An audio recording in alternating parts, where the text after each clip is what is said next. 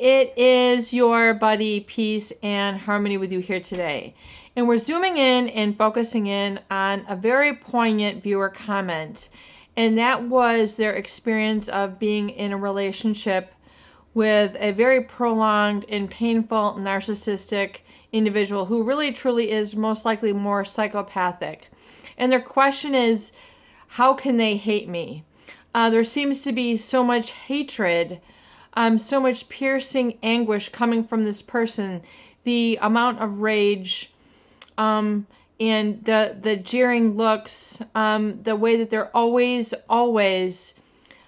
making comments negative about me and whatever it is I'm bringing up. Whether it be how you're proceeding with your work, or how you're proceeding with your doctor appointments, or your eating, or your finances, there is always something wrong at every turn. Basically, no stone goes unturned without a negative quip, a sort of controlling jab. But really how they described it is kind of a piercing hatred that tends to permeate this relationship. And yet, how can this person exhibit such hatred when they have been there for them, or they have exhibited the outer appearance of love, or being in a relationship, or wanting or expecting a relationship? And it is very poignant because it is very, very lethal, very deadly to be around this type of person for a prolonged period of time. And yes, these are strong statements to make, but what I want to advise you of and have you understand is that an individual who exhibits this hatred, this sort of very pointed, or very raw, sort of piercing looks or statements or insults that are designed to really get under your skin in almost like a very hot, toxic sort of manner. Hot meaning burning, like getting under your skin to the point where they're rendering you helpless. People have used the term on this on this channel, psychic vampire, draining my energy, making me feel empty, making me feel depressed. And I'll have you know that this sort of hatred is a very strong, negative, lethal, horrible human emotion to live by or live around. And if you are in the midst of this, you unequivocally, if you're hearing this, you need to get out. You need to get away. You need to get separate. You need to get apart from. You need to get distinct from, because this person is using their needs to control others, and they have targeted you as a caring, loving, beautiful, sentient, giving person to take out this. Because for an individual who is narcissistic or psychopathic, for them to control you with hatred is like the ultimate win or victory for them. And I liken it to this because I believe in analogies. If you have ever seen someone who really loves to eat and is like really overweight, or they just cannot help themselves, you put out a tray of chocolates and they're like, you have to move this. I'm going to eat the whole thing. Like, they just don't have control. They'll eat the whole pint of ice cream. They'll eat the whole pie. There is no such thing as a sliver. There is no such thing as one helping. There is no such thing as nutrient contact or eating for, fueling the body. They are eating for other reasons. And it's not because they're hungry. It's not because they're starving. It's because they have an emotional need. There's a neural network that's wiring and firing that's suppressing their need to feel content and satiated and full. And then their neurobiology is overriding that. So, they are just overeating. They cannot help themselves. They can get, reports back from, diabetes, or, they eat too much animal products and then they have clogged arteries. I mean, they can still get this information back from their doctor. They are beside themselves. They can't control themselves. A malignant narcissist and even a borderline and psychopath very much are like this, in that they really cannot help themselves. And it has nothing to do with you. The hatred that you have felt from them the shame that you have felt from them, the guilt that you have felt from them, the insultory quips at every corner, at every turn, at every stone. There's always a jab meant to, take you down, almost like a poison arrow, if you will. I feel that hatred is just, it's a horrible thing, and it's coming from the person who is judging severely, and has nothing to do with truth.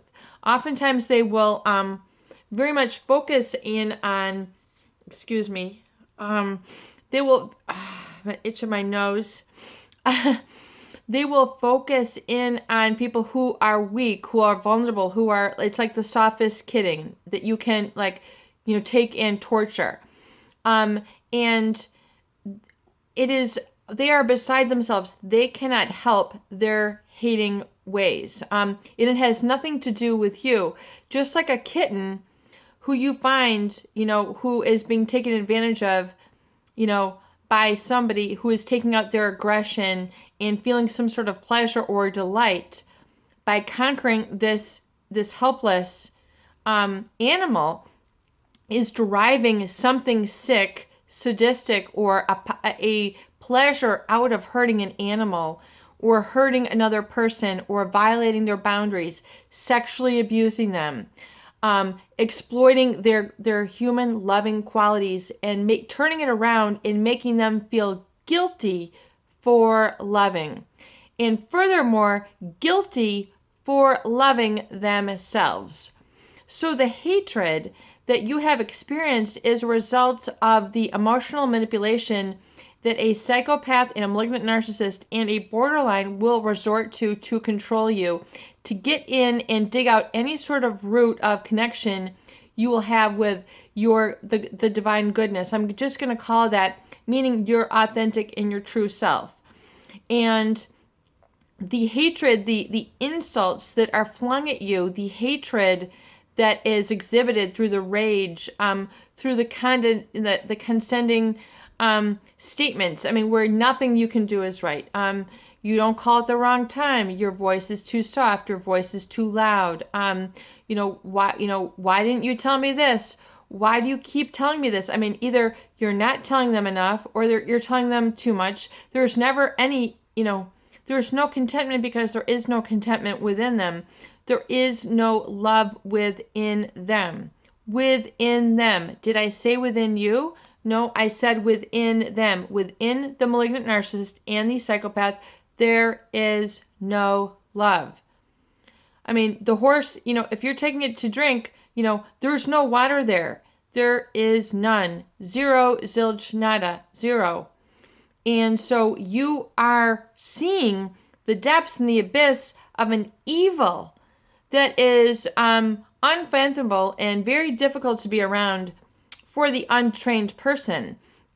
And so the untrained person, hitherto not knowing this, takes the hatred, takes the insult, takes the jabs, takes the abuse, the psychological abuse, the sexual abuse at face value. I am horrible. I am despicable. I've done something wrong. It's always kids and adults are eventually going to blame themselves.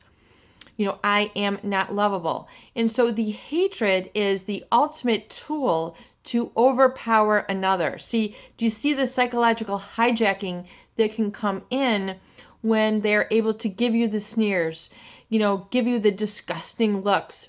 You should be ashamed of yourself. Whatever, all the hatred has nothing to do with you. It has everything to do with them. You are not hateable. You are not flawed. You are not, you are not distorted in your thinking. You are not. It is an emotional manipulation, and as unfathomable as it is, if this person has shown you love, given you gifts, given you a place to live, had kids with you, yeah, it does not make sense. It does not make sense to have these two and two together. But it is because now you're seeing the true colors. You're seeing what the personality disorder looks like. It's like cancer at the fourth stage.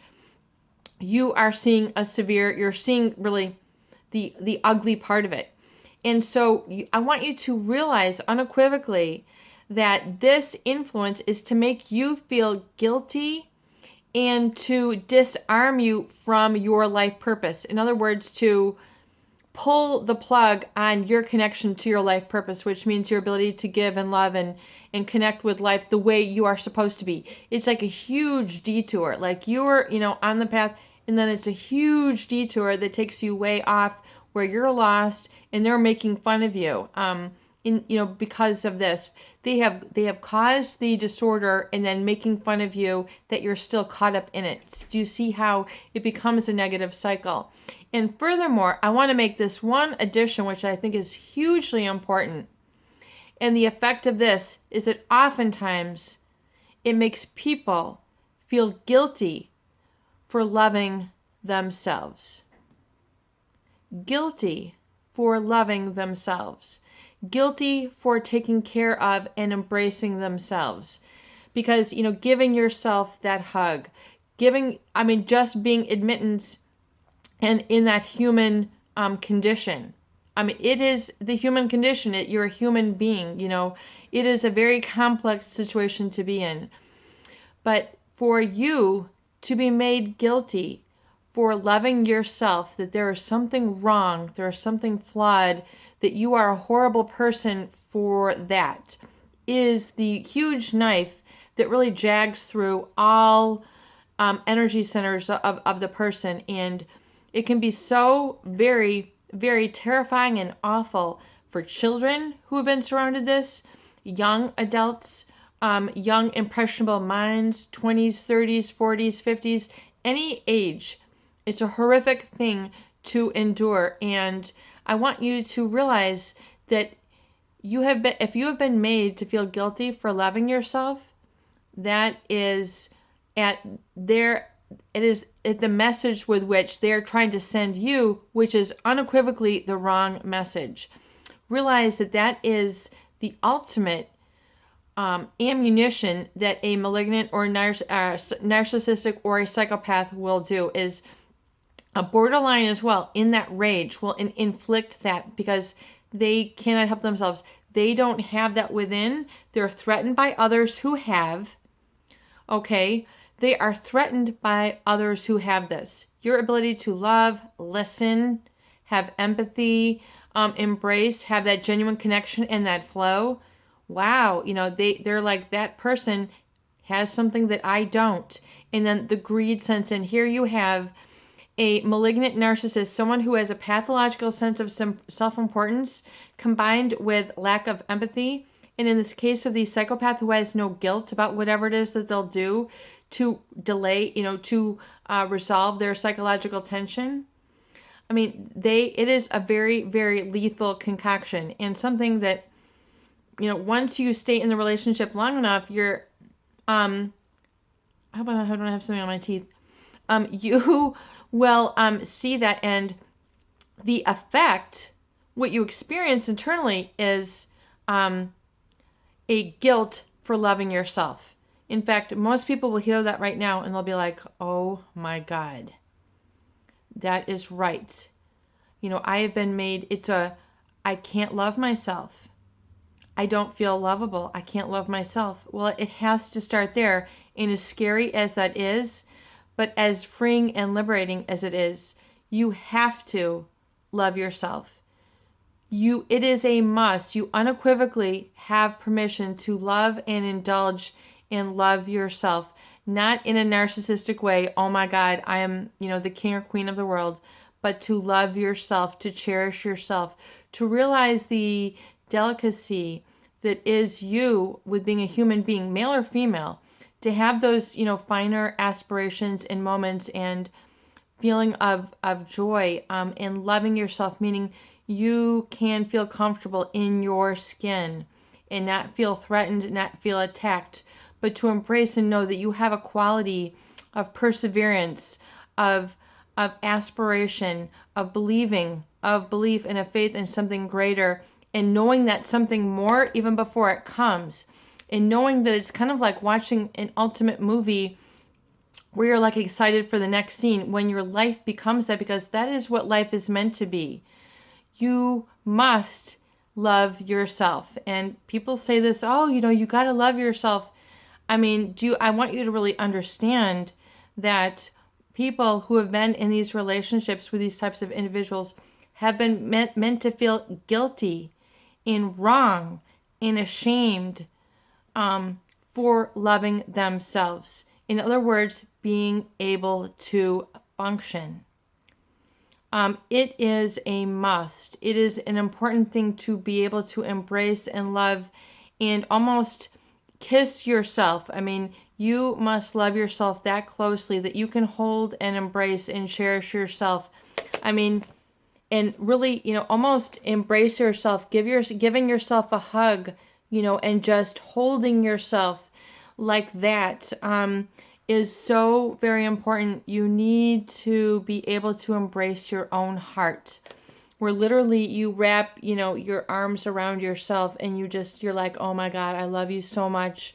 You have helped me. You have rescued me.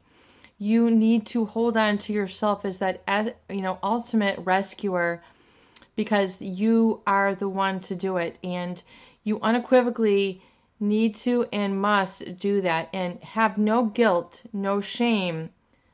Belay the erroneous mirrors who have been flung at you, who have distorted and created a horrible, horrific situation where you have encountered that and felt that. You must unequivocally get away from that type of individual, no matter who they are in your life, whatever title it is. You must unequivocally separate from that, and you must incur the wholeness, really, that is within, and then allow that to connect you to life. And thank you so much for your input and your comments in bringing this to light. I really hope that these videos help. Please share and please subscribe for more great tools, videos, discussion, and support.